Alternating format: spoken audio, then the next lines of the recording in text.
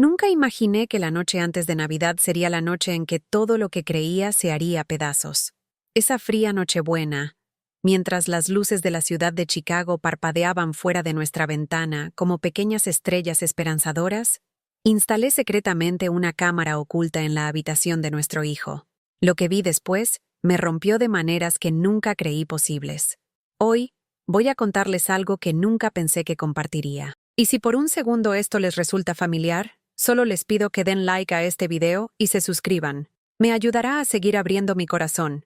Mi nombre es Robert y tengo 63 años. Pasé 35 años de mi vida creyendo que estaba construyendo algo hermoso con la mujer que amaba. Pensé que éramos socios, construyendo un futuro juntos en esta extensa ciudad de Chicago, donde el viento te atraviesa en invierno y los veranos se sienten como la esperanza misma.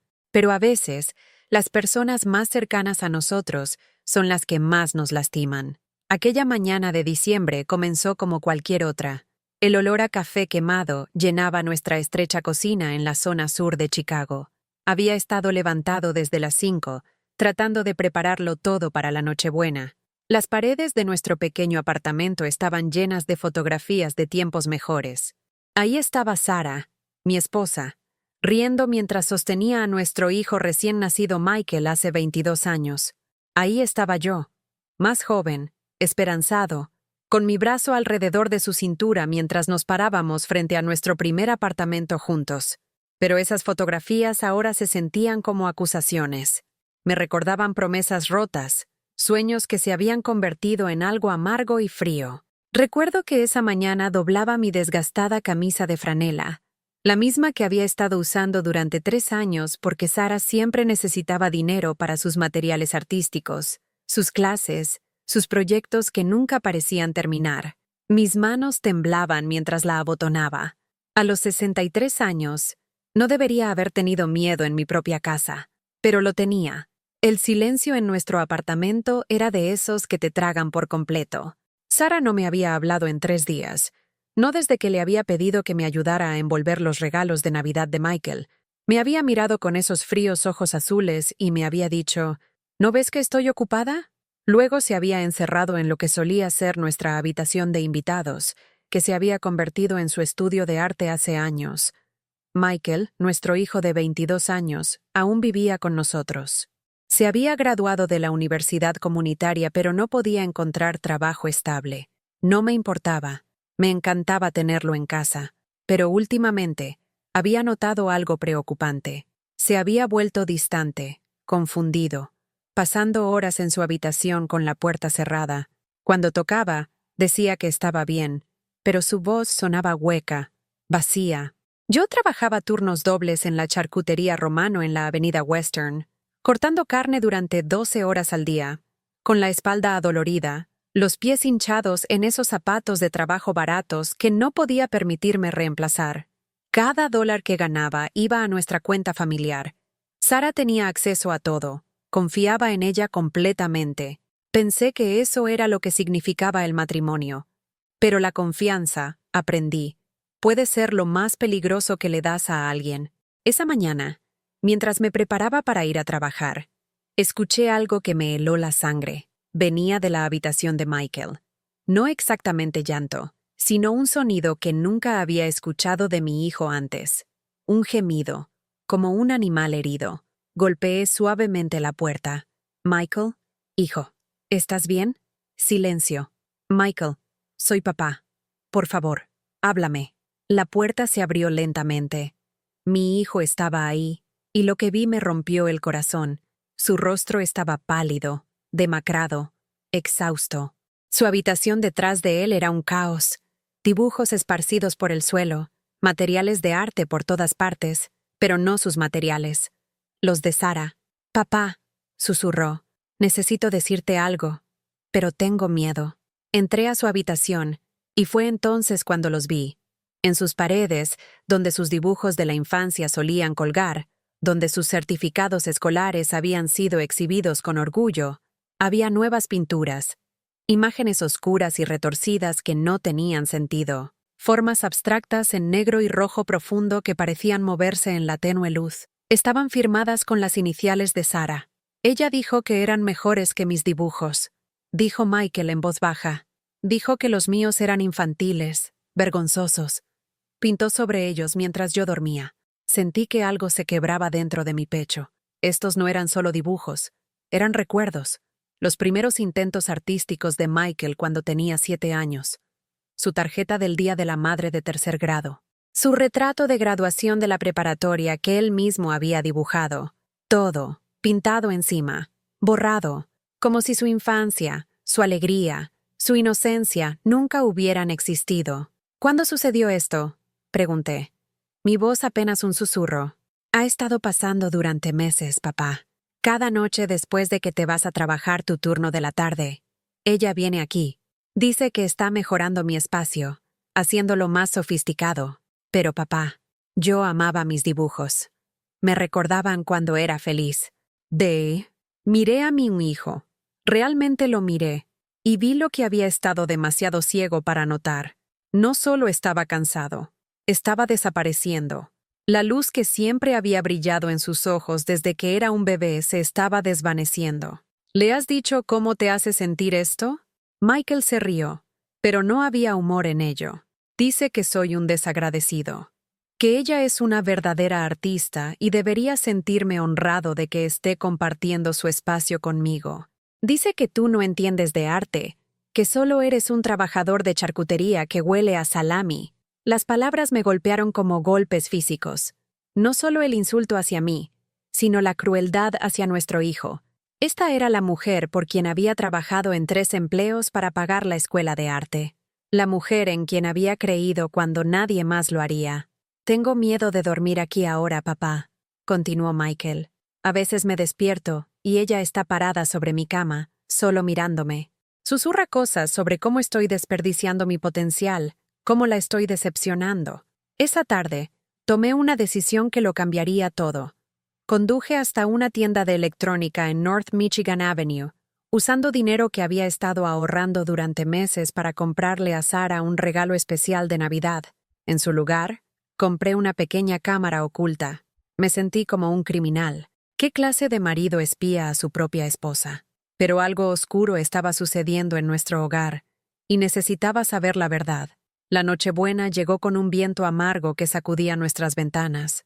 La nieve caía constantemente, cubriendo Chicago con un manto que debería haberse sentido mágico, pero solo se sentía frío e implacable. Instalé la cámara en la habitación de Michael, mientras Sara estaba fuera comprando suministros de última hora para su último proyecto artístico. Esa noche, fingí quedarme dormido temprano, alegando agotamiento por la prisa navideña en la charcutería, pero estaba completamente despierto, viendo la transmisión en vivo en mi teléfono desde el pasillo fuera de nuestro dormitorio. Al principio, no pasó nada. Luego, alrededor de la medianoche, vi a Sara entrar en la habitación de Michael. Lo que presencié durante la siguiente hora destruyó todo lo que pensaba que sabía sobre la mujer que había amado durante 25 años. No solo pintó sobre su obra de arte, lo atormentaba. Se paraba sobre su cama mientras dormía, susurrándole cosas crueles sobre su apariencia, su inteligencia, su futuro. Le decía que no valía nada, que nunca llegaría a nada, que era una carga para nuestra familia. La vi tomar sus regalos de Navidad, los que yo había envuelto cuidadosamente y escondido en su armario, y tirarlos a la basura. Los reemplazó con libros y materiales de arte, pero no como regalos, como tareas, como castigo por ser, en sus palabras, artísticamente inferior. Pero lo peor, la parte que me hizo dejar caer mi teléfono y correr al baño para vomitar, fue cuando sacó un pequeño cuaderno y comenzó a leer de él. Era una lista, un registro detallado de cada cosa cruel que podía hacer para romper el espíritu de nuestro hijo, para hacerlo completamente dependiente de su aprobación. Había estado destruyendo sistemáticamente la salud mental de nuestro hijo durante meses. La confronté a la mañana siguiente, la mañana de Navidad, con la evidencia de video en mi teléfono. ¿Qué es esto, Sara? ¿Qué le estás haciendo a nuestro hijo? Me miró con esos fríos ojos azules y sonrió. En realidad, sonrió. Lo estoy haciendo más fuerte, dijo con calma, untando mantequilla en su tostada como si estuviéramos discutiendo el clima. Era débil, Robert, blando, viviendo en un mundo de fantasía donde sus garabatos infantiles importaban. Le estoy enseñando sobre arte real, estándares reales. Lo estás torturando, dije, mi voz temblando con una rabia que nunca antes había sentido. Lo estoy educando, algo que tú nunca podrías hacer con tu comprensión limitada de la cultura y la sofisticación. Fue entonces cuando me di cuenta de la verdad. Esto no se trataba de arte, se trataba de control. Sarah había pasado años construyendo lentamente una fortaleza de superioridad a su alrededor, y cualquiera que amenazara su imagen de sí misma tenía que ser derribado. Miré hacia atrás a nuestro matrimonio con nuevos ojos, y vi el patrón, cómo me había aislado gradualmente de mis amigos, afirmando que estaban por debajo de nosotros.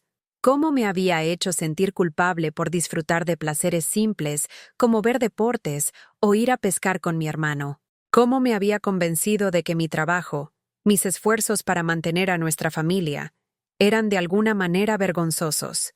Había estado tan enfocado en ser un buen esposo, un proveedor, que había pasado por alto las señales, la forma en que había comenzado a quedarse fuera hasta más tarde, alegando que estaba en galerías de arte o museos, la forma en que se había vuelto reservada sobre su teléfono, sus correos electrónicos, sus actividades financieras. Sí, actividades financieras. Porque esa mañana de Navidad, mientras nos sentábamos en nuestra cocina con el mundo derrumbándose a nuestro alrededor, le pregunté sobre nuestro dinero. Sarah, necesito ver los extractos de nuestro banco. ¿Por qué? Porque gano cada dólar que entra en nuestra cuenta y tengo derecho a saber a dónde va. Se rió, pero fue un sonido áspero, como vidrio rompiéndose. Realmente no lo sabes, ¿verdad? Dulce y estúpido hombre. Abrió su laptop y me mostró nuestras cuentas. Lo que vi hizo que mis manos temblaran. Durante los últimos 2 años había movido más de $40,000 a cuentas privadas que yo desconocía. Dinero que había ganado trabajando 16 horas al día. Dinero que había ahorrado comprando comestibles genéricos y usando la misma ropa año tras año. Pero era peor que eso. Había estado invirtiendo en acciones, criptomonedas, incluso Bitcoin, usando nuestro dinero para construir una fortuna privada a la que yo no tenía acceso.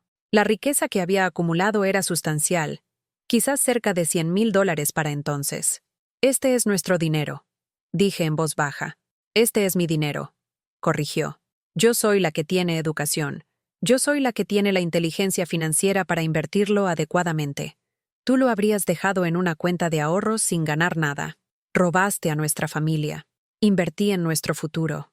Mi futuro. El énfasis en mí no pasó desapercibido para mí. Esa tarde, mientras Sarah estaba fuera, tuve una larga conversación con Michael.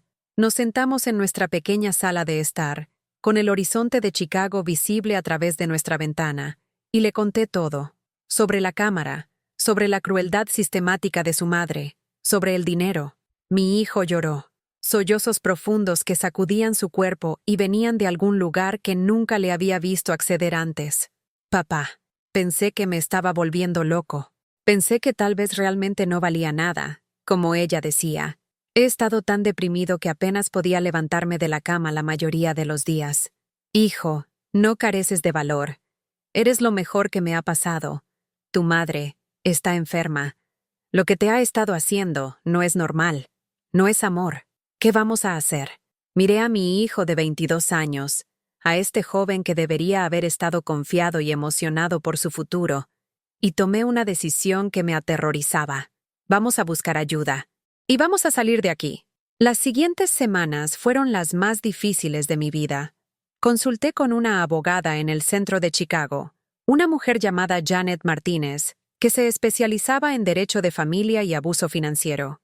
Explicó que lo que Sarah había estado haciendo constituía varias formas de irregularidades legales, incluido el fraude financiero y el abuso psicológico. Señor Thompson, dijo, tiene motivos para el divorcio, ciertamente. Pero más importante, tiene motivos para proteger a su hijo y recuperar sus activos robados.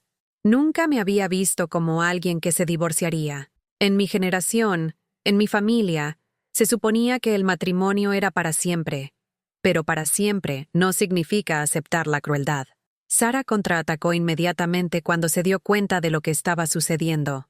Me acusó de mentir, de tratar de robar sus materiales artísticos, de estar celoso de su inteligencia.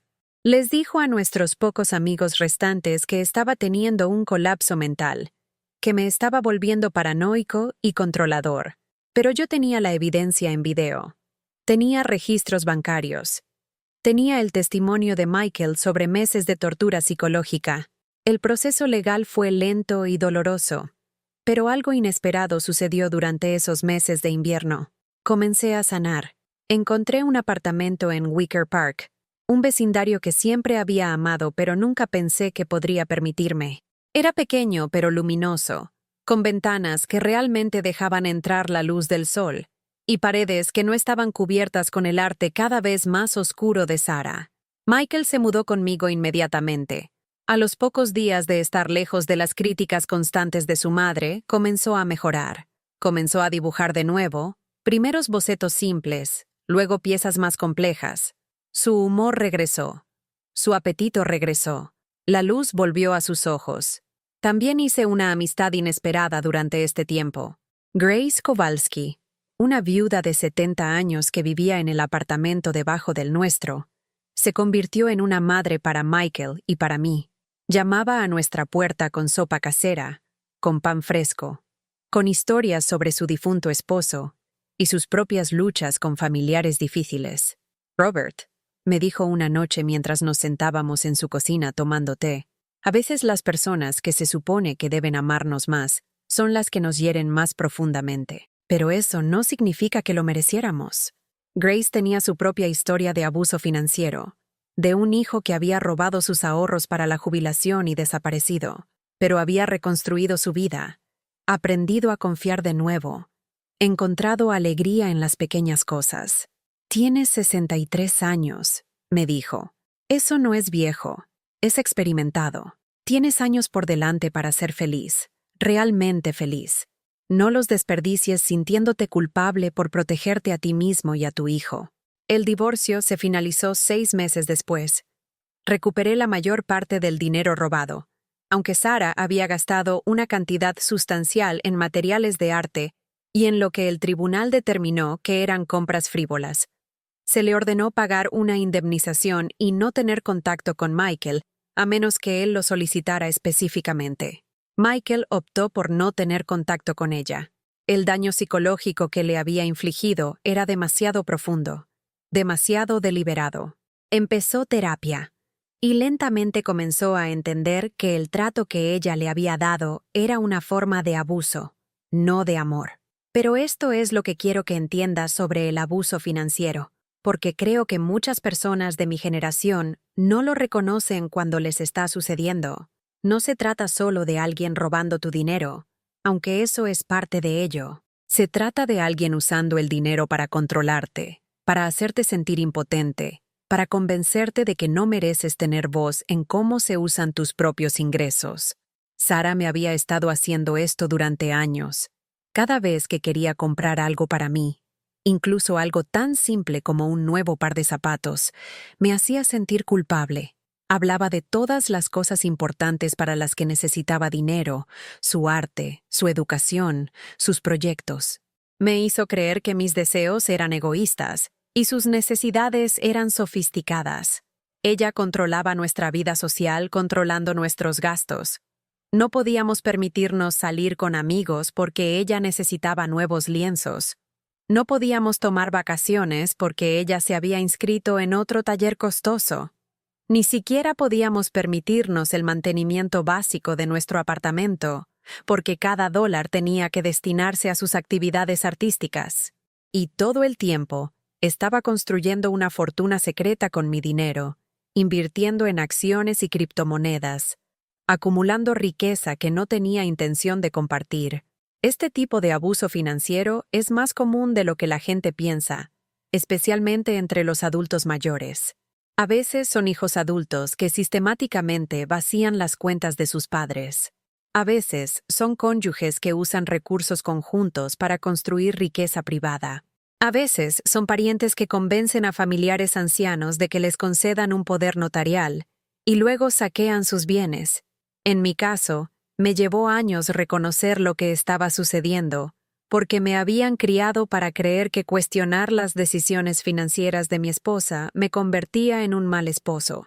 Pensé que la confianza significaba darle acceso completo a todo lo que ganaba sin hacer preguntas, pero la confianza nunca debería significar renunciar a tu derecho a saber a dónde va tu dinero. El abuso psicológico fue más difícil de reconocer y aún más difícil de probar. Lo que Sarah le hizo a Michael, la destrucción sistemática de su autoestima, el reemplazo deliberado de su arte alegre con sus imágenes oscuras y opresivas, los susurros nocturnos diseñados para hacerlo sentir inútil, estas cosas dejan cicatrices que no aparecen en los extractos bancarios. El terapeuta de Michael explicó que este tipo de manipulación psicológica a veces se llama gaslighting, hacer que alguien cuestione sus propias percepciones y recuerdos. Sarah había convencido a nuestro hijo de que sus instintos artísticos naturales estaban equivocados, que su felicidad estaba mal orientada, que su propia existencia era de alguna manera una decepción. Me hizo cosas similares, aunque de manera más sutil. Me convenció de que mi trabajo estaba por debajo de ella, que mis intereses no eran sofisticados, que mis amigos no valían la pena conservar. Me hizo creer que tenía suerte de tenerla, que ninguna otra mujer querría a un simple trabajador de charcutería que olía a carne y tenía manos callosas. Pero, ¿sabes qué aprendí? Hay dignidad en el trabajo honesto. Hay belleza en los placeres simples. Hay valor en las relaciones que no requieren que constantemente demuestres tu valía. Después del divorcio, seguí trabajando en la charcutería Romano, pero también comencé a tomar clases nocturnas en la universidad comunitaria. Clases de arte, en realidad. Descubrí que tenía un talento para la pintura de acuarela, algo que nunca habría explorado mientras estaba casado con alguien que insistía en que solo su visión artística importaba. Michael y yo comenzamos a hacer viajes de fin de semana por Chicago, visitando museos y galerías, pero también simplemente caminando por vecindarios que nunca habíamos visto antes.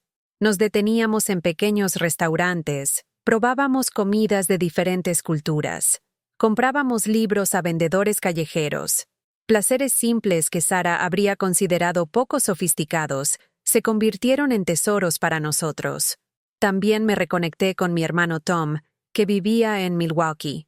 Sarah me había convencido gradualmente de que Tom era una mala influencia, que su estilo de vida de clase trabajadora y sus gustos simples me estaban impidiendo volverme más refinado.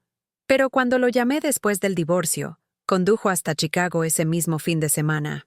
«Rob», dijo mientras nos sentábamos en un bar cerca de Wrigley Field, «te extrañé, hermano. No sabía qué había pasado, pero simplemente desapareciste de nuestra familia». Me di cuenta de que Sarah me había aislado de todos los que podrían haber notado lo que estaba sucediendo, todos los que podrían haberme animado a defenderme. La parte más difícil de la curación no fueron las batallas legales o las luchas financieras. Fue aprender a confiar en mi propio juicio nuevamente. Después de años de que me dijeran que mis percepciones estaban equivocadas, que mis sentimientos no importaban, que mis contribuciones no eran valiosas, tuve que volver a aprender a tomar decisiones basadas en lo que realmente quería, no en lo que alguien más esperaba de mí. Empecé con cosas pequeñas. Me compré un sillón cómodo para nuestro nuevo apartamento, algo que Sarah habría dicho que era innecesario y caro.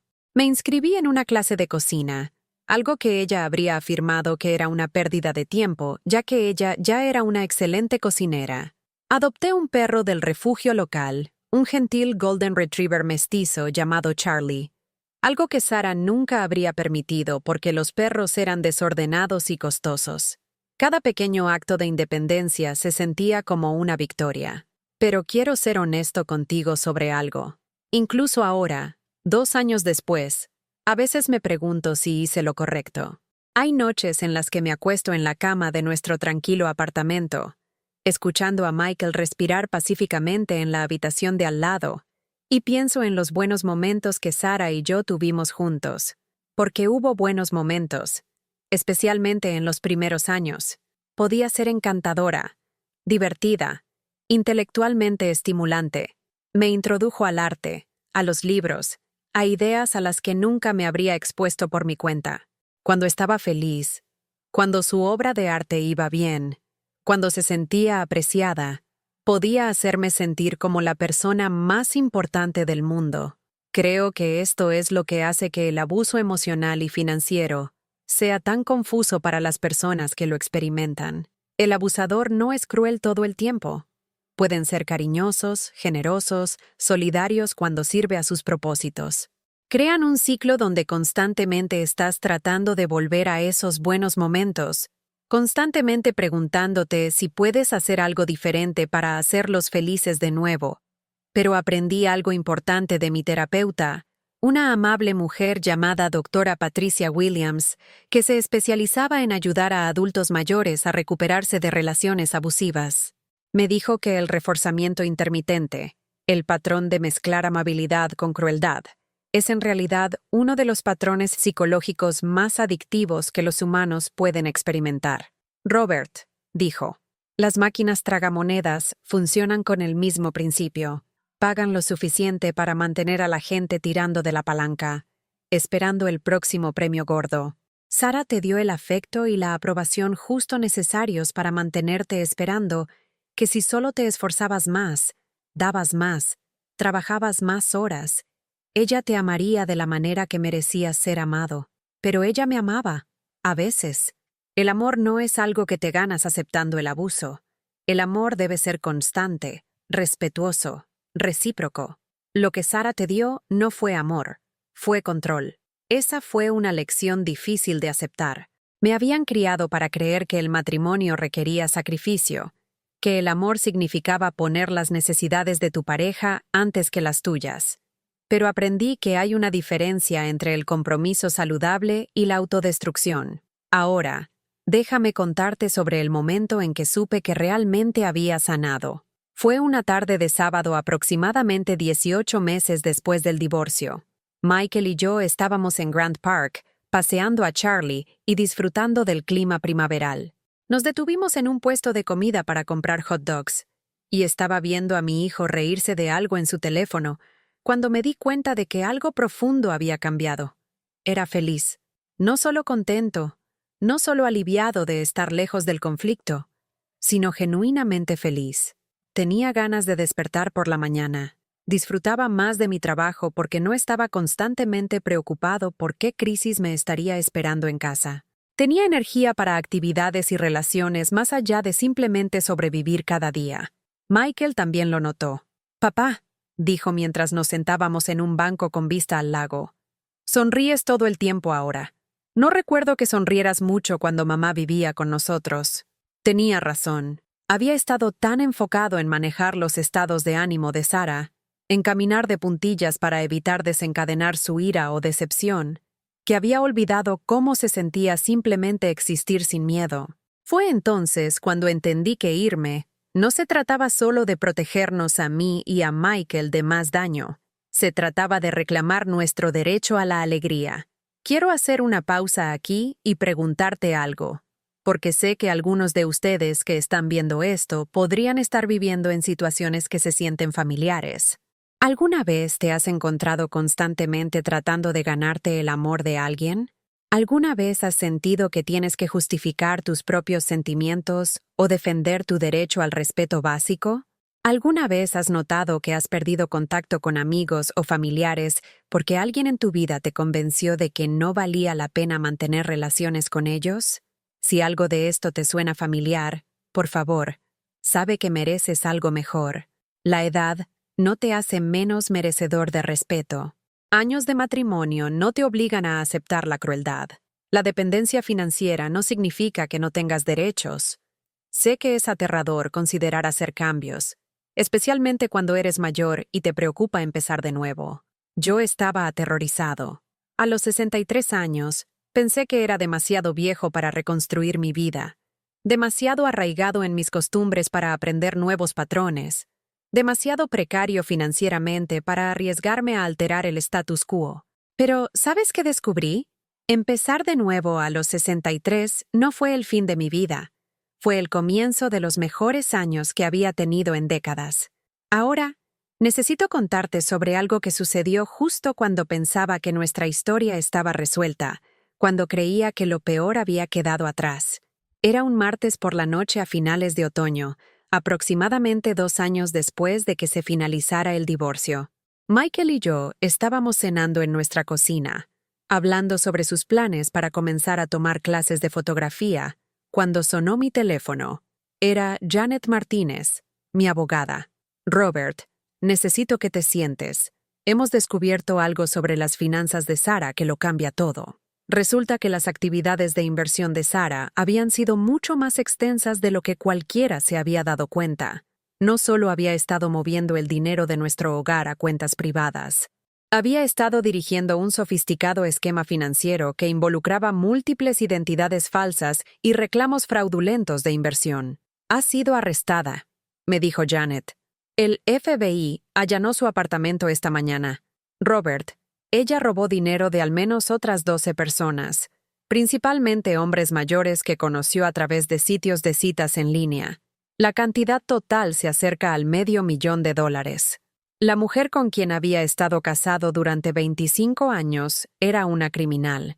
No solo alguien que había tomado malas decisiones o había dejado que la codicia la dominara, sino alguien que había estado defraudando sistemáticamente a personas vulnerables durante años. ¿Nos robó mientras estábamos casados?, pregunté.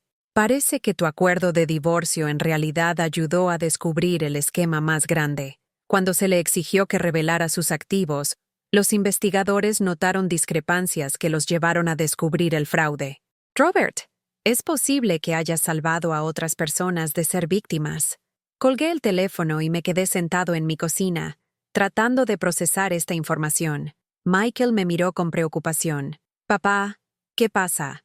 Le conté sobre la llamada, sobre el arresto de su madre, sobre el alcance de sus actividades criminales. Mi hijo estuvo callado por mucho tiempo. Luego dijo algo que me rompió el corazón y lo sanó al mismo tiempo. Papá, no me sorprende. Siempre sentí que ella estaba actuando ser nuestra familia, como si fuéramos solo accesorios en alguna historia que se contaba a sí misma. Nunca sentí que realmente nos viera como personas reales. Tenía razón. Sara nos había tratado como personajes en su drama personal, útiles cuando servíamos a sus propósitos, obstáculos para ser manejados cuando no lo hacíamos. Nunca nos había visto como individuos con nuestras propias necesidades, sueños y derechos. La investigación reveló que había estado utilizando las técnicas de manipulación psicológica que había perfeccionado con Michael y conmigo para explotar a otras víctimas. Identificaba a hombres mayores solitarios y financieramente estables, y gradualmente los convencía de que ella era una artista en apuros, que solo necesitaba un poco de ayuda para lograr el éxito. Les prometía romance, compañía, un futuro juntos, mientras sistemáticamente vaciaba sus cuentas de jubilación y carteras de inversión. Varias de sus víctimas habían perdido los ahorros de toda su vida. Un hombre había hipotecado su casa para darle dinero para lo que ella afirmaba que era una exposición de arte revolucionaria que los haría a todos ricos. Otro le había dado las joyas de su difunta esposa para vender, creyendo su historia de que necesitaba tratamiento médico de emergencia. La parte más cruel era cómo descartaba a cada víctima una vez que había tomado todo lo que podía obtener de ellos. Simplemente desaparecía, bloqueando sus llamadas, cerrando cuentas de correo electrónico, pasando al siguiente objetivo. Aprender sobre esto me ayudó a entender que lo que nos sucedió a Michael y a mí no fue un fracaso personal por nuestra parte. No éramos particularmente crédulos o débiles. Sara era una depredadora que había desarrollado técnicas sofisticadas para identificar y explotar las vulnerabilidades de las personas, pero también me enfureció de una manera en que no lo había estado antes. Enojado por todos esos otros hombres que habían confiado en ella, que habían estado lo suficientemente solos como para creer sus promesas, que habían perdido no solo dinero, sino su fe en la conexión humana. Testifiqué en su juicio. Fue una de las cosas más difíciles que he hecho, sentarme en esa sala del tribunal, mirando a la mujer que una vez amé, y contarle a una sala llena de extraños sobre el abuso financiero y emocional que había infligido a nuestra familia. Sara no mostró remordimiento. Incluso enfrentando cargos federales de fraude, mantenía que ella era la víctima, que todos los demás habían malinterpretado sus intenciones, que sus acciones habían sido justificadas por su visión artística e inteligencia financiera. Fue sentenciada a 8 años en prisión federal. Pensé que eso me traería un cierre, pero no lo hizo, no inmediatamente. En cambio, me obligó a enfrentar algunas preguntas difíciles sobre mi propio juicio, mis propias elecciones, mi propia responsabilidad por lo que sucedió. ¿Cómo había vivido con alguien durante 25 años sin ver quién era realmente? ¿Qué decía de mí que hubiera sido tan fácilmente manipulado? ¿Le había fallado a Michael al no protegerlo antes? Estas eran las preguntas que me mantenían despierto por la noche en los meses siguientes al juicio. Pero Grace, mi vecina que se había convertido en familia para nosotros, me ayudó a entender algo importante. Robert, me dijo una noche mientras nos sentábamos en su pequeño balcón, viendo la puesta de sol sobre Chicago. No fuiste estúpido por confiar en tu esposa. Estabas teniendo reacciones humanas normales ante alguien que era excepcionalmente hábil en el engaño. El problema no era que amaras demasiado o confiaras con demasiada facilidad. El problema era que ella explotó esas cualidades para su propio beneficio. Pero debería haber visto las señales. ¿Deberías haberlas visto? ¿De verdad? Piénsalo. Ella pasó décadas aprendiendo a ocultar su verdadera naturaleza. Te estudió, aprendió tus debilidades, tus miedos, tus esperanzas, y usó esa información en tu contra. Eso no es algo que una persona normal pensaría buscar porque no es algo que una persona normal haría. Grace tenía razón. Me había acercado a la relación con la suposición de que Sara compartía mis valores básicos de honestidad, reciprocidad y genuino cuidado por la familia. Cuando alguien opera desde un marco moral completamente diferente, cuando ven las relaciones como oportunidades de explotación más que de conexión, es casi imposible detectarlo hasta que el daño ya está hecho. Esta realización me ayudó a perdonarme a mí mismo, pero también me enseñó algo importante sobre cómo reconocer patrones poco saludables en las relaciones. Ahora, cuando conozco gente nueva, presto atención a cosas diferentes de las que solía hacer. Noto si hacen preguntas sobre mi vida, o solo hablan sobre ellos mismos. Observo cómo tratan a los trabajadores de servicio, cómo hablan sobre relaciones anteriores, cómo manejan la decepción o el conflicto.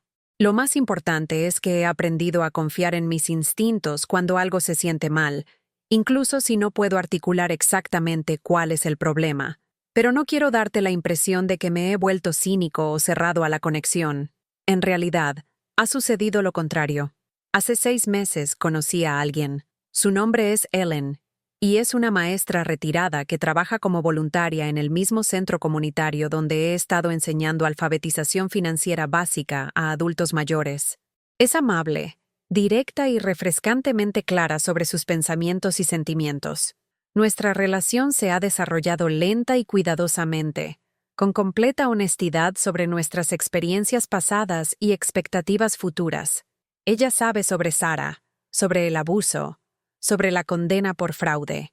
Yo sé sobre su difícil primer matrimonio, sus luchas con la depresión después de que su esposo la dejó por una mujer más joven, su viaje de vuelta a la confianza en sí misma. No vivimos juntos, y puede que nunca elijamos hacerlo.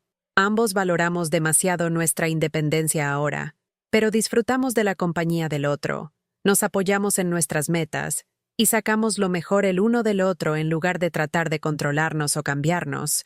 Ellen me ha ayudado a entender que las relaciones saludables se sienten fáciles de una manera que mi matrimonio con Sara nunca lo fue.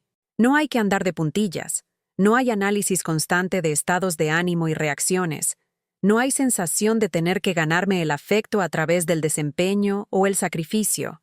Robert, me dijo recientemente, contigo siento que puedo ser simplemente yo misma. No tengo que fingir ser más sofisticada o menos obstinada o cualquier cosa que no sea quien soy. Así es como debería sentirse el amor. Tiene razón. El amor no debería ser trabajo en el sentido de esfuerzo constante para evitar conflictos o cumplir con estándares imposibles. El amor debería ser trabajo en el sentido de compromiso, comunicación y crecimiento mutuo, pero nunca debería sentirse como supervivencia. Michael ha prosperado de maneras que no podría haber imaginado hace 2 años. Ahora tiene 24 años, trabaja como diseñador gráfico independiente y está saliendo seriamente con una maravillosa joven llamada Lisa, que alienta sus actividades artísticas y lo trata con el respeto y el afecto que merece.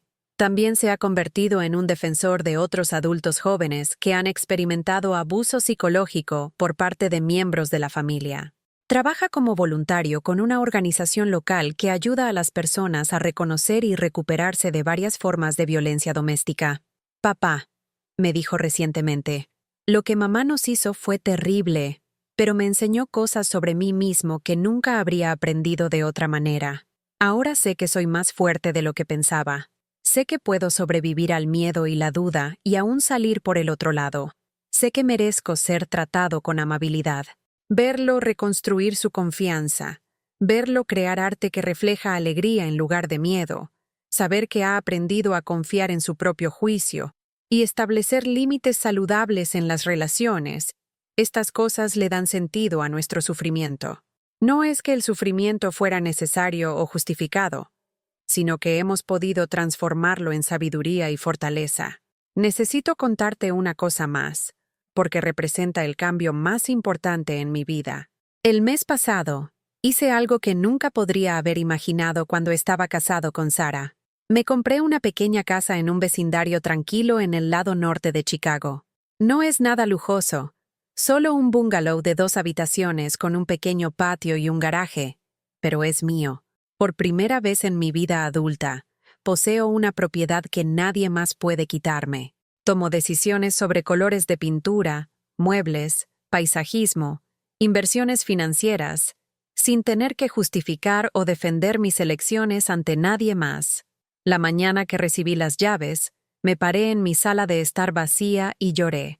No de tristeza, sino de una especie de gratitud abrumadora por la simple libertad de existir en un espacio que refleja mis propios gustos y prioridades. Michael me ayudó a mudarme, y pasamos la primera noche sentados en mi pequeño porche trasero, bebiendo cerveza y viendo a Charlie perseguir ardillas en el patio. «Papá», dijo, «¿alguna vez te preguntas qué habría pasado si no hubieras instalado esa cámara?» Había pensado en esto muchas veces. Si no hubiera visto la evidencia en video de la tortura psicológica de Sara, ¿habría encontrado alguna vez el coraje para irme? ¿Michael habría tenido eventualmente un colapso emocional completo? ¿Sara habría escalado su abuso a niveles aún más peligrosos? Creo que habríamos muerto por dentro, le dije honestamente. No físicamente, sino emocionalmente, espiritualmente. Creo que nos habríamos convertido en cáscaras de nosotros mismos, simplemente pasando por los movimientos de vivir sin experimentar realmente alegría, esperanza o conexión genuina. Me alegra que hayas sido lo suficientemente valiente como para descubrir la verdad. Valiente. Nunca me había visto a mí mismo como valiente. Pero tal vez el coraje no es la ausencia de miedo. Tal vez es la voluntad de actuar, a pesar del miedo cuando algo importante está en juego. Estaba aterrorizado de confrontar a Sara. Estaba aterrorizado de divorciarme a los 63 años. Estaba aterrorizado de empezar de nuevo financiera, social y emocionalmente. Pero estaba más aterrorizado de lo que les pasaría a Michael y a mí si nos quedábamos. Ahora, quiero hablar directamente a cualquiera que pueda estar viviendo en una situación similar a la que experimenté. Tal vez estás siendo controlado financieramente por un cónyuge o un hijo adulto. Tal vez alguien en tu vida constantemente te hace sentir pequeño, inadecuado o desagradecido. Tal vez has perdido contacto con amigos y familiares, porque alguien te convenció de que eran malas influencias. Tal vez sientes que estás caminando de puntillas, constantemente tratando de manejar los estados de ánimo y reacciones de otra persona. Si algo de esto te suena familiar, por favor, sabe que no es normal y no es tu culpa. Mereces ser tratado con respeto sin importar tu edad, tus ingresos, tu nivel de educación o tus errores pasados. Mereces tener voz en las decisiones financieras que afectan tu vida. Mereces mantener relaciones con personas que se preocupan por ti.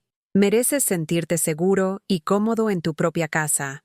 Obtener ayuda puede parecer imposible, especialmente si has sido aislado o te han convencido de que nadie creería tu historia. Pero existen recursos, aunque no sean inmediatamente obvios. Cada ciudad importante tiene líneas directas para el abuso de ancianos y organizaciones de violencia doméstica que específicamente ayudan a los adultos mayores.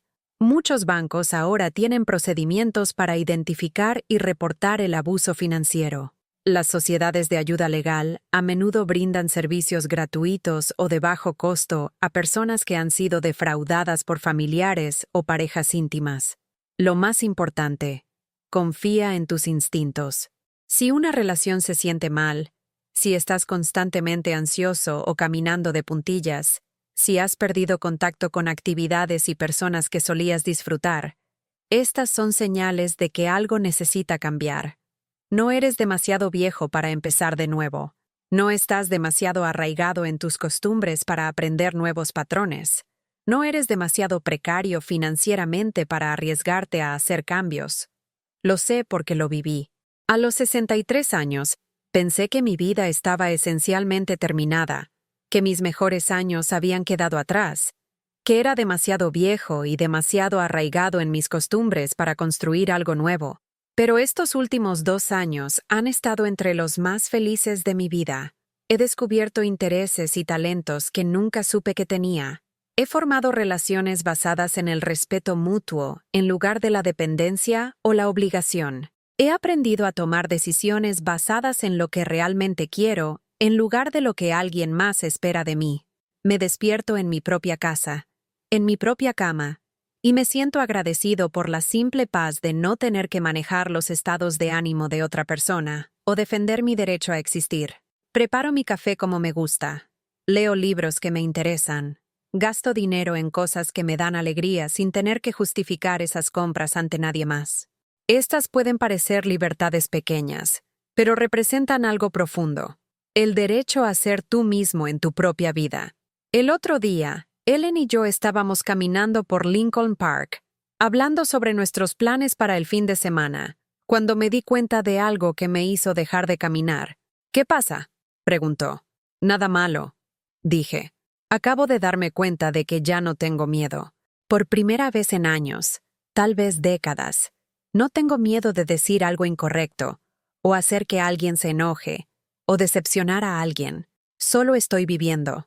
Eso es lo que parece la curación, creo. No la ausencia de problemas o desafíos, sino la ausencia del miedo como emoción dominante en tu vida diaria.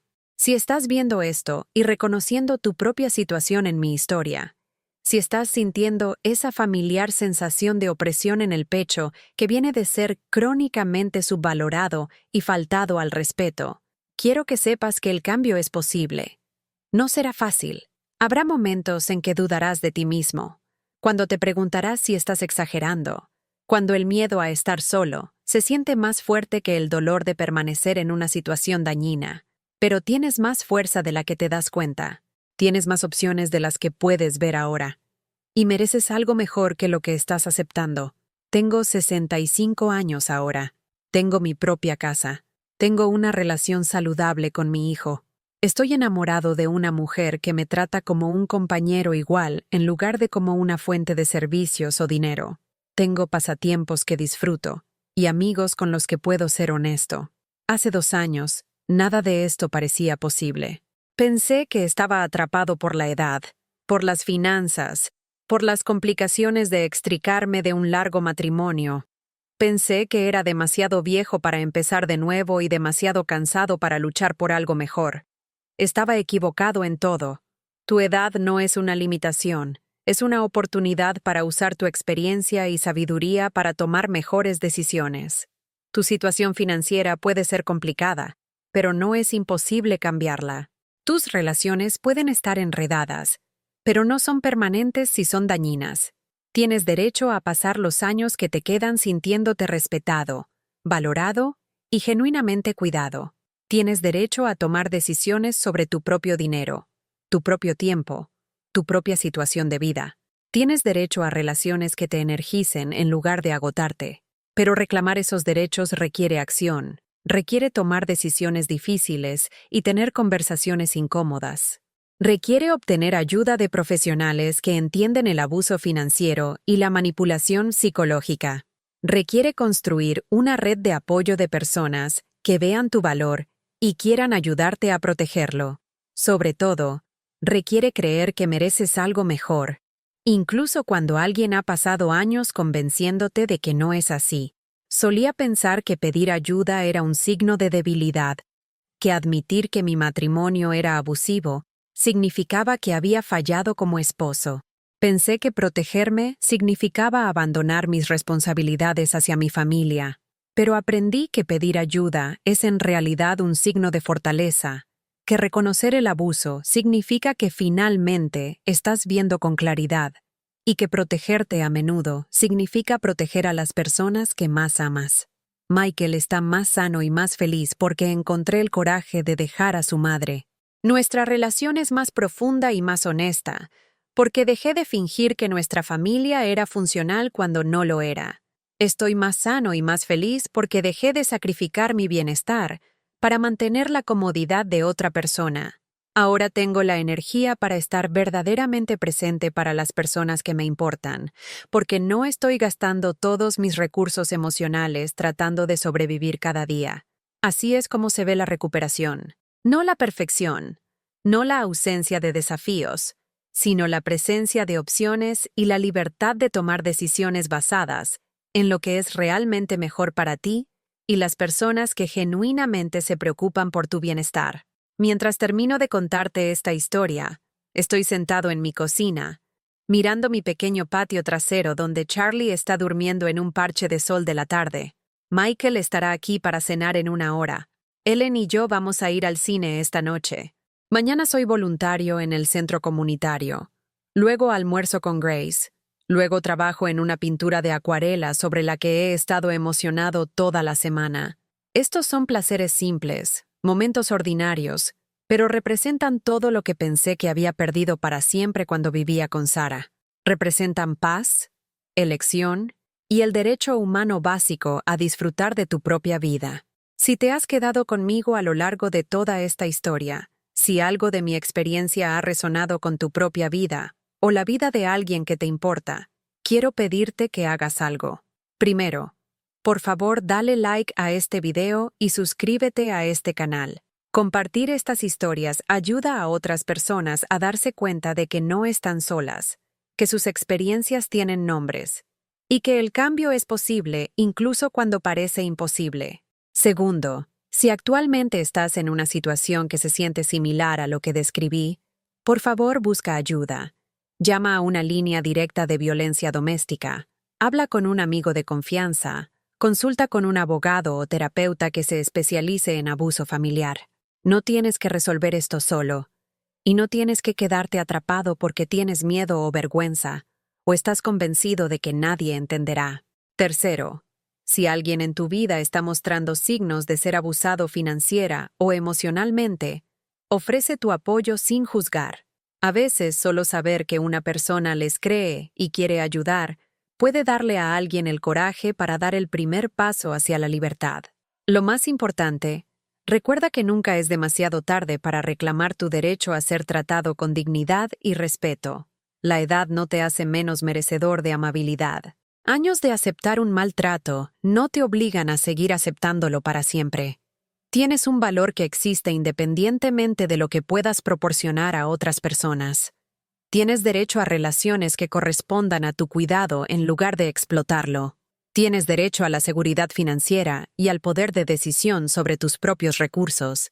Y tienes derecho a pasar el tiempo que te queda en esta tierra sintiéndote genuinamente amado en lugar de meramente tolerado. Mi historia no ha terminado. A los 65 años, siento que apenas estoy comenzando a entender quién soy cuando no estoy tratando de ganarme la aprobación de otra persona. Tengo curiosidad sobre lo que descubriré sobre mí mismo en los próximos años. ¿Qué nuevas relaciones formaré? ¿Qué desafíos superaré? ¿Qué alegrías me esperan? Eso es lo que en última instancia me dio la curación. No solo alivio del dolor, sino emoción por el futuro. El conocimiento de que mis mejores días no tienen que estar detrás de mí, que el crecimiento, el cambio y la felicidad son posibles a cualquier edad. Espero que ese mensaje llegue a alguien que necesita escucharlo hoy. Espero que te dé el coraje de dar un pequeño paso hacia protegerte a ti mismo, hacia construir la vida que realmente quieres, en lugar de la vida que alguien más espera de ti.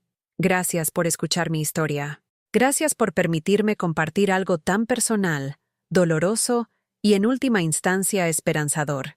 Y gracias por recordarme que nuestras luchas tienen significado cuando ayudan a otras personas a sentirse menos solas.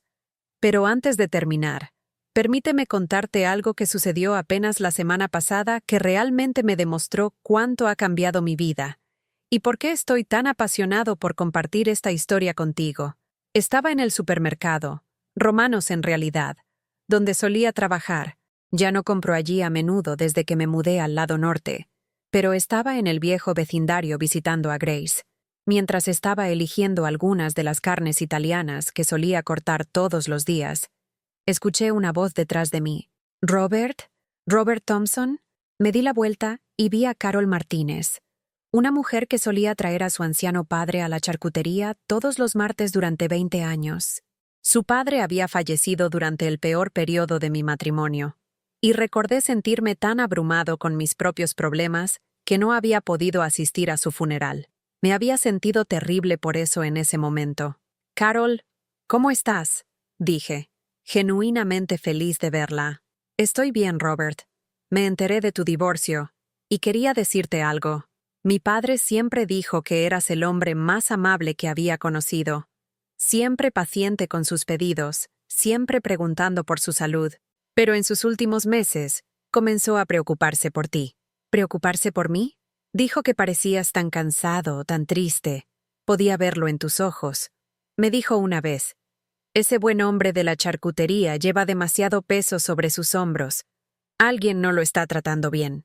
Papá tenía una manera de ver a la gente, ¿sabes? Creció durante la depresión. Sabía cómo se veía la verdadera dificultad, pero también sabía cómo se veía cuando alguien estaba siendo desgastado por la vida. Sentí que las lágrimas comenzaban a formarse en mis ojos. Este anciano al que había servido durante 2 décadas había visto mi dolor cuando yo ni siquiera podía reconocerlo. Él habría estado muy feliz de verte ahora, continuó Carol, mirándome cuidadosamente. «Te ves más ligero, como si lo que te estaba aplastando se hubiera ido. Estás parado más derecho. Tus ojos tienen vida de nuevo». Esa conversación se quedó conmigo durante días. Me hizo darme cuenta de que los efectos del abuso emocional y financiero no son solo internos. Otras personas pueden verlo, incluso cuando pensamos que lo estamos ocultando con éxito. El agotamiento, la vigilancia constante, la forma en que te comportas cuando siempre te estás preparando para críticas o conflictos, es visible para cualquiera que se preocupe lo suficiente como para mirar. Pero lo que más me impactó fue la observación de Carol sobre cómo me veo ahora. Porque tenía razón. Me siento más ligero. Me paro más derecho. Por primera vez en décadas, no estoy cargando el peso de la ira, la decepción y las expectativas de otra persona sobre mis hombros. Así es como se siente la libertad. No solo la ausencia de abuso, sino la presencia de auténtica expresión personal. La capacidad de tomar decisiones basadas en tus propios valores, en lugar de las demandas de otra persona. La energía que viene de no tener que manejar constantemente las emociones de otra persona. Quiero hablar sobre algo más que creo que es crucial para las personas de mi generación. El papel que juega el aislamiento social para mantenernos atrapados en situaciones abusivas. Cuando Sara me estaba separando sistemáticamente de mis amigos y familiares, no era obvio o dramático. No me prohibió ver a la gente, ni me impidió explícitamente mantener relaciones. En cambio, lo hizo emocionalmente costoso y prácticamente difícil. Por ejemplo, cuando mi hermano Tom nos invitaba a reuniones familiares, Sara siempre encontraba razones por las que no podíamos ir. Tendría una inauguración de arte el mismo fin de semana, o habría programado una reunión importante con un dueño de galería, o de repente desarrollaría una migraña que hacía imposible viajar. Después de un tiempo, Tom dejó de invitarnos, y yo estaba demasiado avergonzado para explicar lo que estaba sucediendo.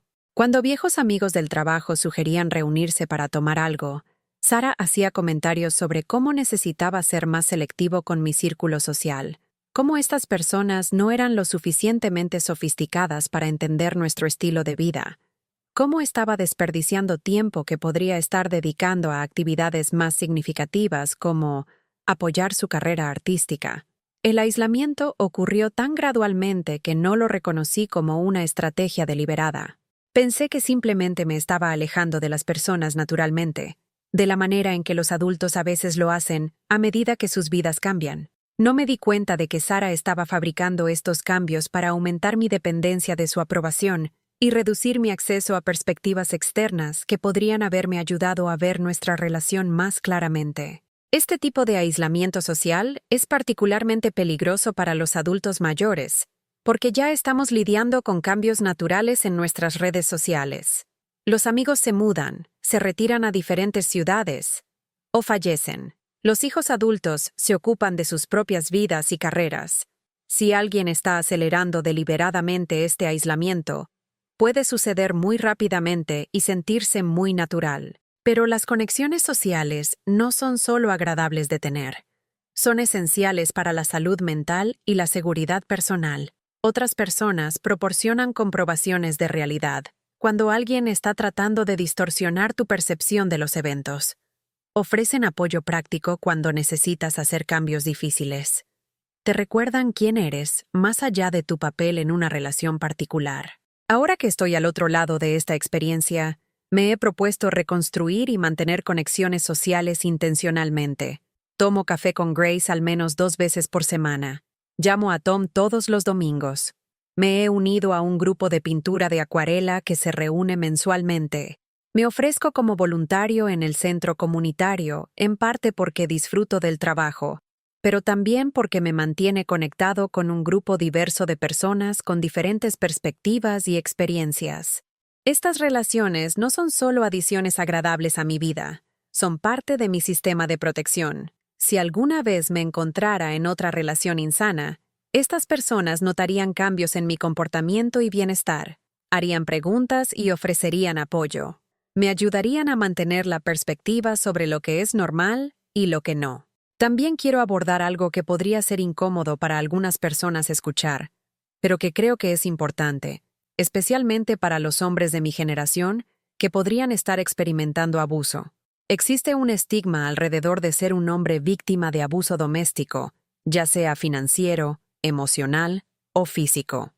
Se supone que debemos ser fuertes, independientes, proveedores, protectores. La idea de que podríamos ser manipulados, controlados o victimizados por nuestras esposas u otros miembros de la familia desafía suposiciones fundamentales sobre la masculinidad y las relaciones. Cuando comencé a reconocer lo que Sara le estaba haciendo a Michael y a mí, me sentí profundamente avergonzado, no solo por el abuso en sí, sino por mi fracaso en reconocerlo antes, en enfrentarlo más eficazmente, en proteger mejor a mi hijo y a mí mismo. Me preocupaba que la gente pensara que era débil, que había permitido que me empujaran, que de alguna manera merecía lo que estaba sucediendo porque no había sido lo suficientemente hombre para detenerlo.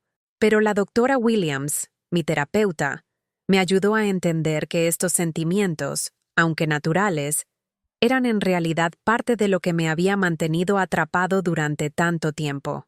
La vergüenza de ser víctima puede convertirse en otra forma de prisión, impidiéndonos buscar ayuda y hacer los cambios necesarios para protegernos. Robert dijo durante una sesión particularmente difícil: la fortaleza no consiste en nunca ser vulnerable a la manipulación. La fortaleza consiste en reconocer cuando alguien se está aprovechando de tu confianza y amor, y tener el coraje de protegerte a ti mismo y a tu hijo, incluso cuando es difícil y da miedo. Tenía razón. Lo más fuerte que hice no fue soportar años de abuso financiero y emocional. Lo más fuerte que hice fue instalar esa cámara, confrontar a Sara con la evidencia y tomar todos los pasos necesarios para llevar a Michael y a mí a la seguridad. La verdadera fortaleza a veces parece admitir que necesitas ayuda, El verdadero coraje a veces significa reconocer que una situación que has tolerado durante años es realmente inaceptable. La verdadera masculinidad incluye proteger a las personas que amas del daño, incluso cuando la amenaza viene de dentro de tu propia familia.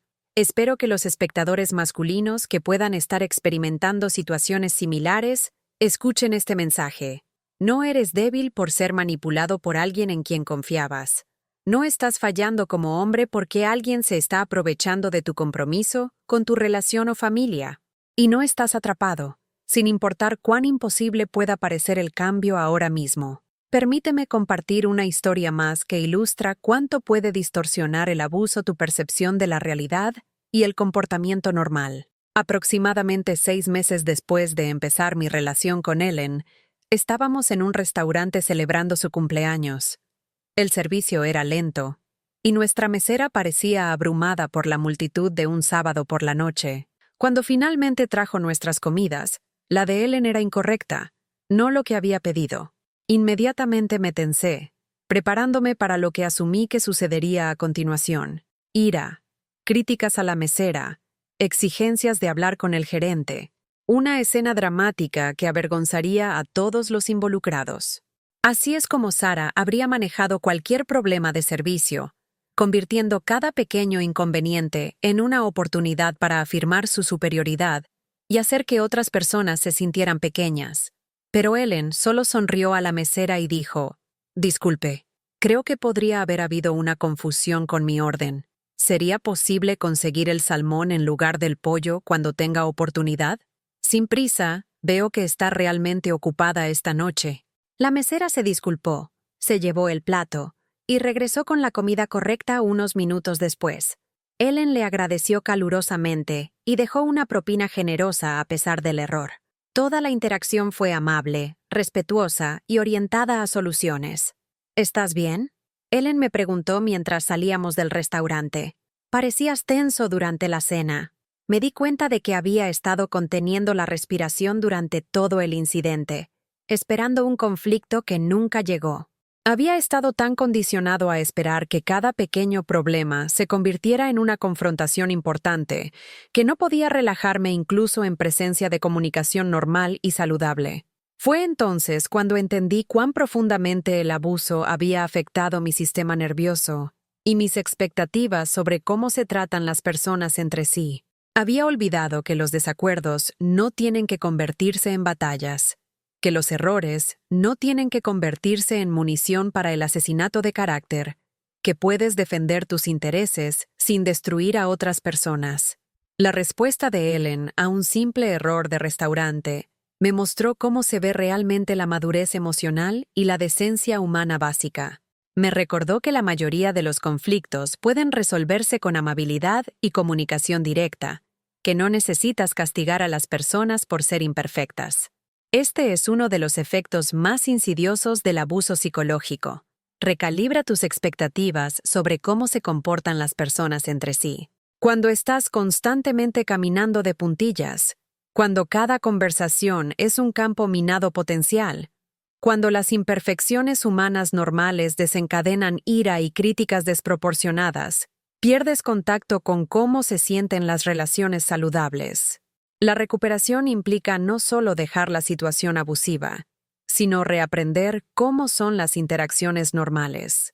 Significa practicar tener necesidades y expresarlas claramente sin esperar represalias. Significa aprender a confiar en que las personas pueden estar en desacuerdo contigo sin rechazarte, que cometer errores no te hace inútil, que pedir lo que necesitas no es egoísta.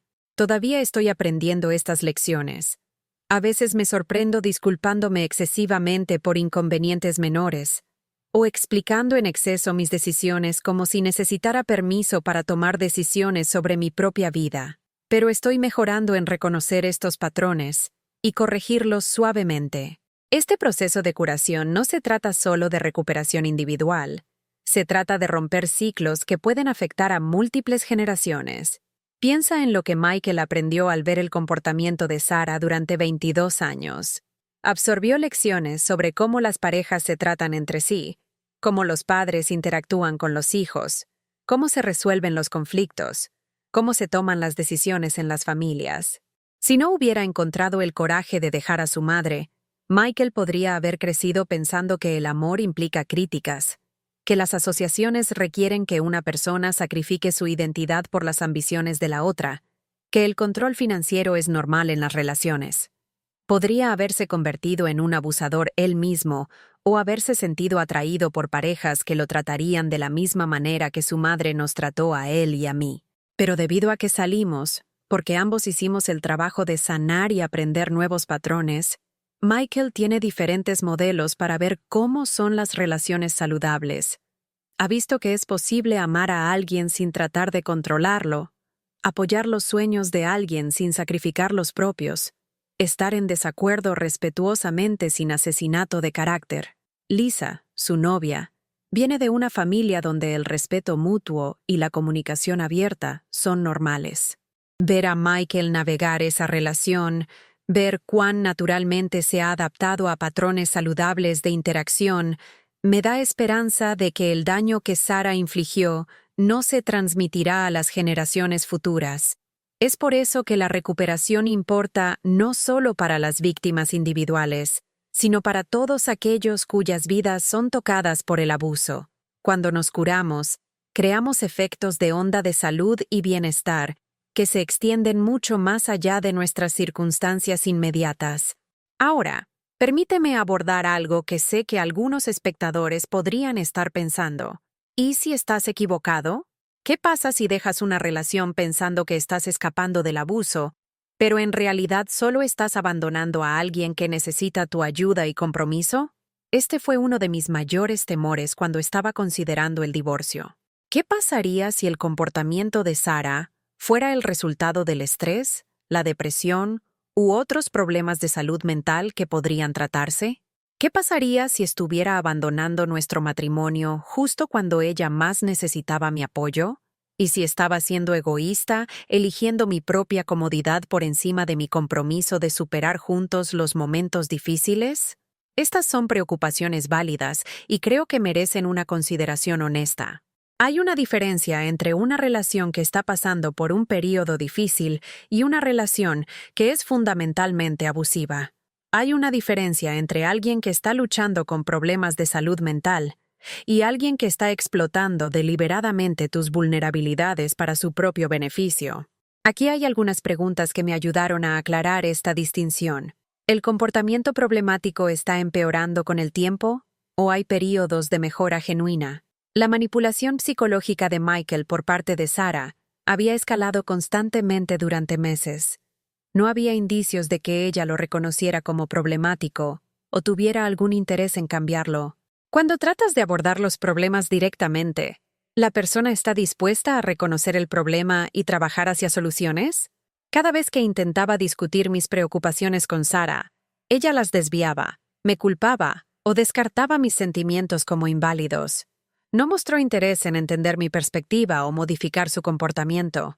¿Están asumiendo la responsabilidad de sus acciones o se presentan consistentemente como la víctima? Incluso después de ser confrontada con evidencia en video de su tortura psicológica a Michael, Sarah mantuvo que lo estaba ayudando y que yo era el problema por interferir con sus métodos. ¿Muestran empatía por cómo su comportamiento te afecta a ti y a otros miembros de la familia? Sarah parecía incapaz de reconocer o preocuparse por el daño emocional que estaba infligiendo a Michael. Veía su angustia como debilidad en lugar de evidencia de que su enfoque era dañino. Lo más importante, ¿te sientes seguro expresando tus preocupaciones, necesidades y límites? ¿O te encuentras constantemente editándote para evitar desencadenar su ira o decepción? En una relación saludable, incluso durante tiempos difíciles, ambas parejas deberían sentirse libres de ser honestos sobre sus sentimientos y necesidades. Si alguien está genuinamente luchando con problemas de salud mental, pero está comprometido con la recuperación y el mantenimiento de relaciones respetuosas, dará la bienvenida a conversaciones sobre cómo su comportamiento afecta a los demás. Se responsabilizará de obtener ayuda profesional cuando sea necesario. Hará esfuerzos para minimizar el impacto de sus luchas en los miembros de la familia. Pero si alguien constantemente se niega a reconocer problemas, no muestra empatía por cómo su comportamiento afecta a otros, y se vuelve enojado o punitivo cuando se le confronta con evidencia del daño que está causando, esas son señales de problemas de carácter más que de luchas de salud mental. No estoy sugiriendo que las personas deban abandonar a parejas o miembros de la familia que están lidiando con desafíos genuinos de salud mental. Pero hay una diferencia crucial entre apoyar a alguien a través de dificultades y permitir el abuso, haciendo excusas para un comportamiento inaceptable. En el caso de Sarah, la naturaleza sistemática de su fraude financiero, la manipulación psicológica deliberada de Michael y su completa falta de remordimiento cuando se la confrontó, todo apuntaba a algo más que problemas de salud mental. Estas fueron elecciones calculadas, diseñadas para servir a sus intereses a expensas nuestras. Hacer la distinción puede ser difícil, especialmente cuando amas a alguien y quieres creer lo mejor sobre ellos. Esta es otra razón por la que las perspectivas externas son tan valiosas. Terapeutas, consejeros, defensores de violencia doméstica y amigos de confianza pueden ayudarte a evaluar si una situación representa luchas temporales o patrones fundamentales de abuso. Déjame contarte sobre otro aspecto de la recuperación que me sorprendió: el duelo. Aunque dejar a Sarah era necesario para el bienestar de Michael y el mío, aunque soy infinitamente más feliz ahora que durante el matrimonio, aún pasé por un proceso de duelo por la relación que pensé que teníamos. Lloré por la Sarah de la que me enamoré hace 25 años, la mujer que me introdujo al arte y la literatura, y me hizo sentir que podía ser parte de un mundo más culto y sofisticado. Lloré por los sueños que habíamos compartido sobre envejecer juntos, viajar, tal vez convertirnos en abuelos algún día. Lloré por los años que había pasado trabajando hacia metas que resultaron ser ilusiones. Todos esos turnos extra en la charcutería para apoyar su carrera artística, todos los sacrificios que hice pensando que estábamos construyendo algo juntos, todas las veces que la defendí ante amigos y familiares que intentaron advertirme sobre patrones preocupantes que podían ver más claramente que yo. Más dolorosamente, lloré por la infancia de Michael, por el padre que podría haber sido si no hubiera estado tan consumido con manejar los estados de ánimo y expectativas de Sarah. Me preguntaba cuántos eventos escolares me había perdido, cuántas oportunidades de conexión real con mi hijo se habían perdido, porque siempre estaba enfocado en prevenir o manejar la próxima crisis con su madre. Este dolor era complicado, porque coexistía con alivio, enojo y esperanza para el futuro. Me sentí culpable por lamentar la pérdida de una relación que había sido dañina, confundido por extrañar a alguien que había causado tanto dolor. La doctora Williams me ayudó a entender que este duelo no solo era normal, sino necesario. No estás lamentando la relación que realmente tenías, Robert, explicó. Estás lamentando la relación que pensabas que tenías, el futuro que pensabas que estabas construyendo, la persona que creías que era Sarah. Esas pérdidas son reales, aunque estuvieran basadas en ilusiones. El proceso de duelo tomó más tiempo del que esperaba. Hubo días, especialmente en los primeros meses después del divorcio, cuando me sentí abrumado por la tristeza por el desperdicio de tantos años, el daño hecho a Michael, la realización de que alguien en quien había confiado completamente me había estado engañando durante tanto tiempo. Pero gradualmente, el duelo se volvió menos agudo y más integrado en mi comprensión general de la experiencia. Aprendí a honrar el amor real y la esperanza que había aportado al matrimonio, sin romantizar la relación real o minimizar el daño que se había hecho. Ahora, cuando pienso en esos 25 años, no los veo como enteramente desperdiciados. Me enseñaron lecciones importantes sobre mis propios valores, mi capacidad para el compromiso, mi habilidad para sobrevivir circunstancias difíciles. Me dieron a Michael, y me dieron experiencia que me ayuda a reconocer y evitar patrones similares en el futuro. El duelo también me enseñó algo importante sobre la complejidad de las relaciones humanas y la naturaleza humana. Sarah no era completamente malvada, así como no era el ángel que creía que era en los primeros años. Era una persona compleja con cualidades tanto atractivas como destructivas. Alguien cuyos problemas finalmente la hicieron insegura para Michael y para mí para vivir. Entender esta complejidad me ayuda a evitar el tipo de pensamiento en blanco y negro que podría hacerme demasiado confiado o demasiado sospechoso en futuras relaciones. Puedo reconocer que Sarah tenía algunas cualidades genuinamente positivas, mientras mantengo que su comportamiento hacia Michael y hacia mí era inaceptable y que irme fue la decisión correcta. Este entendimiento matizado ha sido crucial en mi relación con Ellen. No espero que ella sea perfecta, y no estoy constantemente buscando señales de que podría estar ocultando oscuros secretos, pero sí presto atención a cómo maneja los desacuerdos, cómo trata a otras personas, cómo responde cuando expreso necesidades o preocupaciones. Confío en ella, pero es una confianza informada basada en evidencia consistente de su carácter más que fe ciega. Al acercarnos al final de mi historia, quiero compartir lo que considero la lección más importante que aprendí a través de toda esta experiencia. La lección es esta. Enseñas a las personas cómo tratarte no solo a través de lo que dices, sino a través de lo que aceptas. Durante años, acepté el secreto financiero de Sarah, porque creía que cuestionar sus decisiones me hacía un mal esposo. Acepté la crueldad psicológica hacia Michael, porque no quería crear conflicto. Acepté ser despreciado, criticado y aislado porque pensé que eso era lo que el matrimonio a veces requería. Pero mi aceptación de estos comportamientos no me hizo un buen compañero o padre. Permitió un comportamiento cada vez más peligroso y le enseñó a Sarah que podía tratarnos como quisiera sin consecuencias. Cuando finalmente comencé a establecer límites, cuando insistí en la transparencia sobre nuestras finanzas, cuando me negué a permitir que Michael fuera torturado psicológicamente, cuando exigí respeto básico para mí mismo, la respuesta de Sarah reveló su verdadero carácter. Una persona con intenciones saludables habría estado dispuesta a discutir estos problemas y hacer cambios. Alguien que genuinamente nos amara se habría preocupado por nuestro bienestar y estaría ansioso por abordar comportamientos que estaban causando daño. En cambio, Sarah se enojó y se puso a la defensiva. Me acusó de ser controlador y paranoico, y finalmente escaló su comportamiento abusivo. Su reacción confirmó que estaba más interesada en mantener el control que en tener una relación saludable. Esta dinámica existe en todo tipo de relaciones, no solo románticas. Los hijos adultos que explotan financieramente a padres ancianos dependen de que esos padres acepten la explotación como apoyo familiar normal.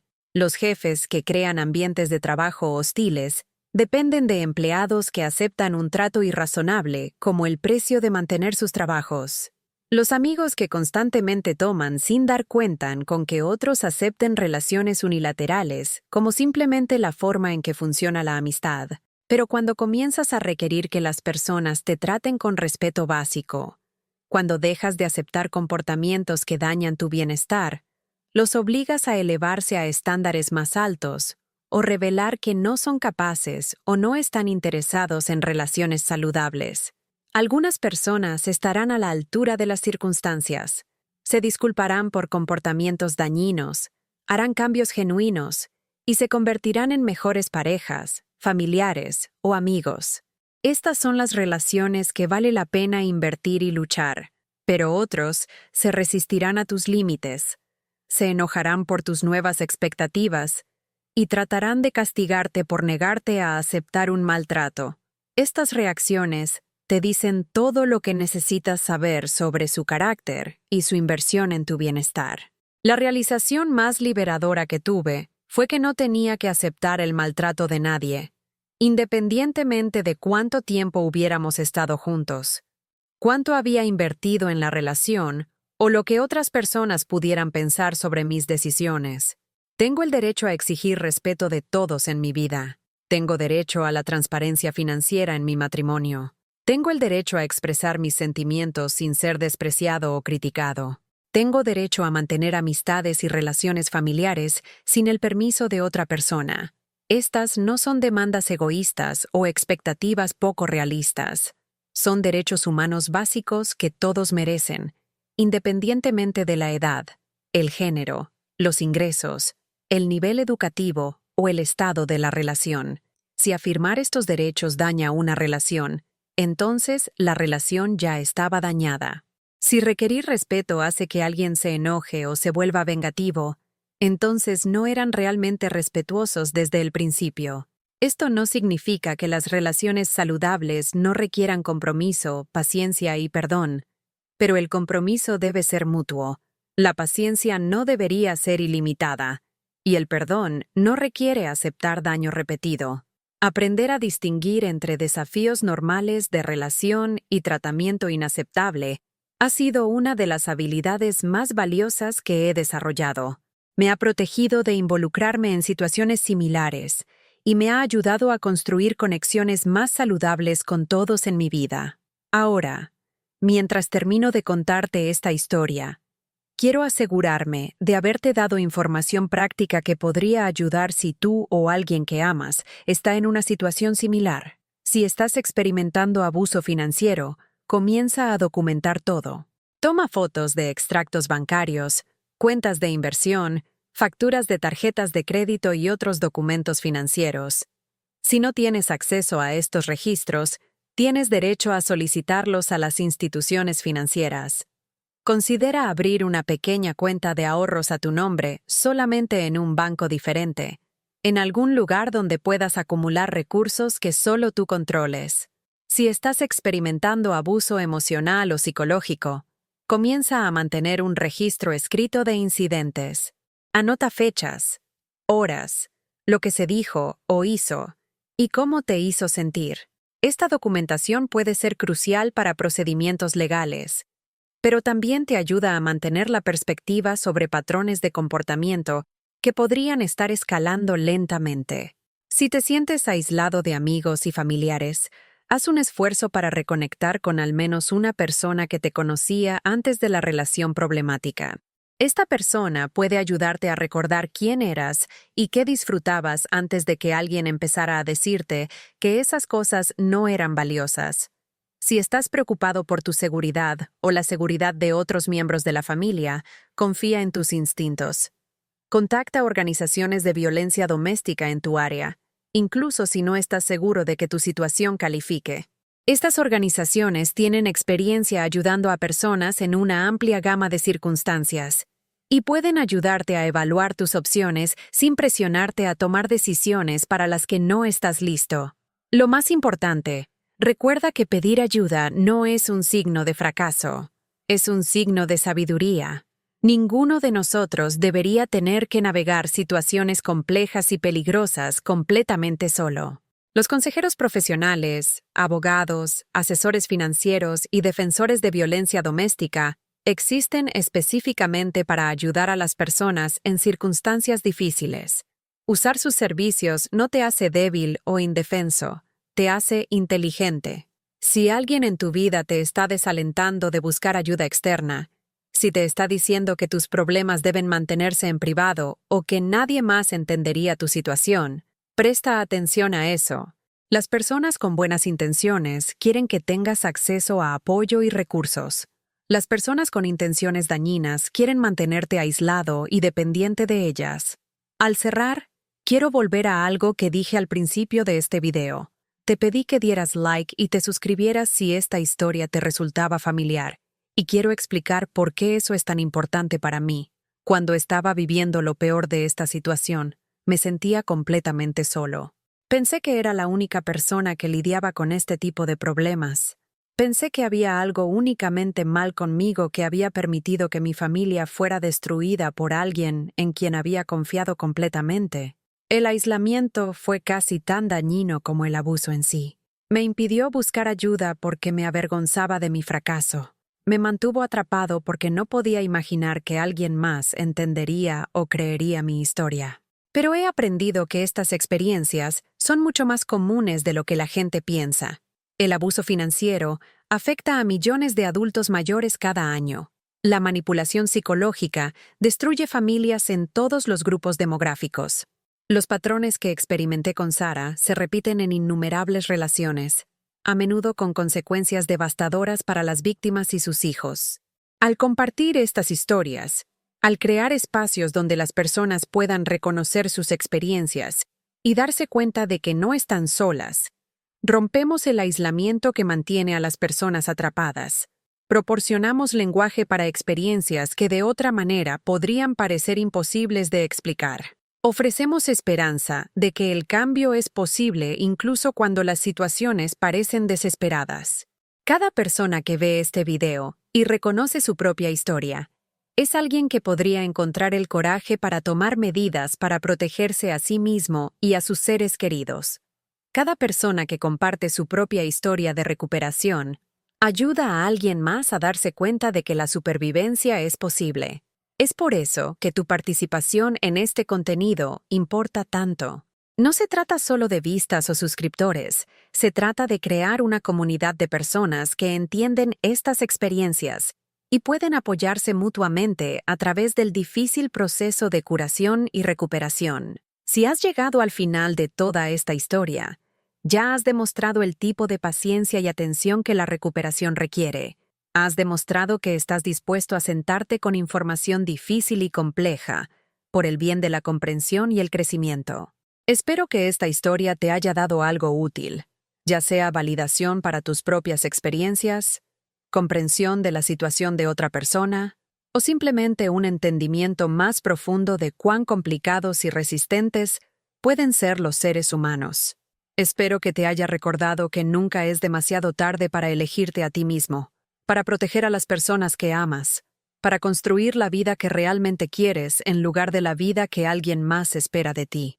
Sobre todo, espero que te haya convencido de que mereces ser tratado con amabilidad, respeto y cuidado genuino, y que aceptar cualquier cosa menos no es lealtad o compromiso, es autotraición. Gracias por escuchar mi historia. Gracias por ser parte de una comunidad que cree que la curación es posible y que nadie debería tener que sufrir solo. Por favor, dale like a este video si resonó contigo y suscríbete si te gustaría escuchar más historias sobre resiliencia, recuperación y la increíble capacidad que tienen los seres humanos para recrear sus vidas incluso después de pérdidas devastadoras. ¿Has experimentado algo similar a lo que he compartido hoy? ¿Conoces a alguien que podría estar viviendo en una situación como la que describí? Me encantaría escuchar tus pensamientos en los comentarios a continuación. Juntos, podemos ayudarnos mutuamente a recordar que todos merecemos ser tratados con respeto y que nunca es demasiado tarde para reclamar la vida que realmente queremos vivir. Recuerda, eres más fuerte de lo que sabes, tienes más opciones de las que puedes ver ahora mismo, y el cambio es posible a cualquier edad. Soy una prueba viviente de esa verdad, y espero que mi historia te traiga esperanza para tu propio futuro, cualquiera que sean los desafíos que puedas estar enfrentando. Gracias nuevamente por tu tiempo, tu atención y tu coraje al enfrentar verdades difíciles. Hasta la próxima, cuídate y recuerda que tu bienestar importa.